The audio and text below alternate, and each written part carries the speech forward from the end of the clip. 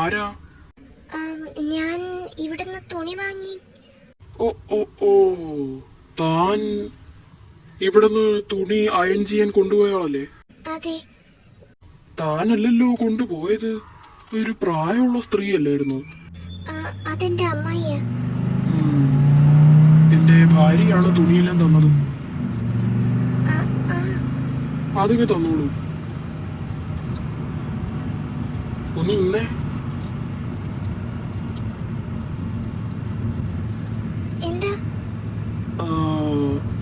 താൻ ജോലിയും തിരക്കി നടക്കുകയാണെന്ന് ഞാൻ അറിഞ്ഞായിരുന്നു.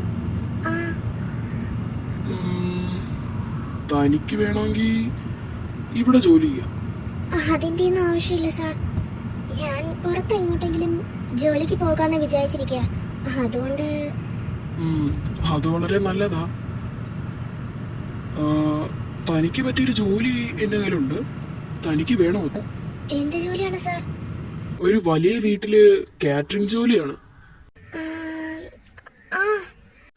പറ്റുമോ തനിക്ക്? കാറ്ററിംഗ് ഒക്കെ എനിക്ക് നന്നായിട്ട് അറിയാം. കാറ്ററിംഗ് എന്ന് ഉദ്ദേശിച്ചത് കല്യാണ ഒരുക്കങ്ങൾക്ക് വേണ്ടി ഭക്ഷണം ഉണ്ടാക്കുന്ന ആള്, അതിനു വേണ്ടി ഒരുക്കങ്ങളൊക്കെ ചെയ്യുന്ന ആള്, അതാണ് കാറ്ററിംഗ്. മനസ്സിലായോ? മനസ്സിലായി. തനിക്ക് ആ ജോലി ചെയ്യാൻ പറ്റുമോ? തീർച്ചയായിട്ടും സാർ. എനിക്കൊരു ജോലി കിട്ടണമെന്ന് പറഞ്ഞിരിക്കുകയായിരുന്നു. സാർ ഇത് പറഞ്ഞ എന്തായാലും നന്നായി. എന്നാ ശരി, താൻ നാളെ എങ്ങോട്ട് വാ. ഞാൻ തനിക്ക് ജോലിക്കുള്ള എഗ്രിമെന്റ് പേപ്പേഴ്സ് എല്ലാം തരാം. താൻ അതിലൊന്ന് സൈൻ ചെയ്തിട്ട് ആ പേപ്പേഴ്സും കൊണ്ട് ഞാൻ പറയുന്ന അഡ്രസ്സിലേക്ക് പോയാൽ മതി. ശരി സാർ. എന്നാ താൻ പൊയ്ക്കോ. സാർ. എന്താടോ? Thank you sir. ഞാനൊരു ജോലി തിരക്കി നടക്കായിരുന്നു. അതിന്റെ ഒന്നും ആവശ്യമില്ലടോ. നമ്മൾ നെയ്ബേഴ്സ് തമ്മിൽ ഇങ്ങനെയുള്ള താങ്ക്സിന്റെ ആവശ്യമൊന്നുമില്ല. അങ്ങനെ ഒരു ജോലി കിട്ടി. എത്ര നാള് കൊണ്ട് ഇതിനു വേണ്ടി നടക്കുക.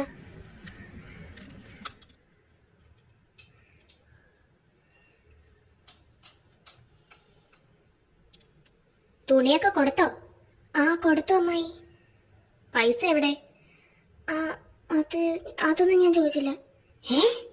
പിന്നെ ഞാൻ നിന്നെ എന്തിനാടി അങ്ങോട്ട് പറഞ്ഞേച്ചേ? വായി നോക്കാനാണ് ഈ പറഞ്ഞേച്ചേ? കുറച്ച് പൈസ എങ്ങനെയെങ്കിലും ഉണ്ടാക്കാന്ന് ചിന്തിച്ചത്, അവളത് പൊളിച്ചു. എവിടെയടി പൈസ? പറയടി. തന്നിട്ട് അതുകൊണ്ട് പോയി നീ ആർക്കെങ്കിലും കൊടുത്തോ, അതോ അതുകൊണ്ട് നീ വിഴുങ്ങിയോ?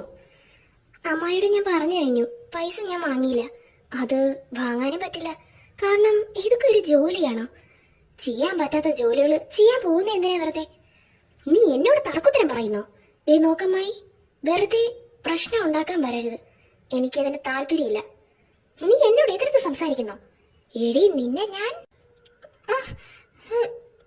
അമ്മായി, എടി എന്റെ കൈ പിടിക്കാറായോ നീ? ദൈവത്തെ ഓർത്ത് പ്രശ്നമൊന്നും ഉണ്ടാക്കാൻ നിൽക്കരുത്. ഞാൻ പറഞ്ഞു കഴിഞ്ഞു, എനിക്ക് അമ്മായിയുടെ വഴക്കിടാനോ അടി ഉണ്ടാക്കാനോ താല്പര്യമില്ല. എടി നിക്കടി അവിടെ. എടി നിക്കാൻ. ഇത്രക്ക് ധൈര്യം ഇവക്കുള്ള പണി ഞാൻ കൊടുത്തോളാം. തീറ്റിപ്പോറ്റിയ ഞാൻ എന്നോട് തന്നെ ഇക്കിനി എതിർത്ത് ധിക്കാരത്തോടെ സംസാരിക്കുന്നു. അതും എന്റെ നേരെ കൈ ഉയർത്തിക്കൊണ്ട്. അവക്കിട്ടൊരു പണി കൊടുത്തില്ലെങ്കിൽ നോക്കിക്കോ, ഇതിനുള്ള പണി ഞാൻ അവക്ക് കൊടുക്കും.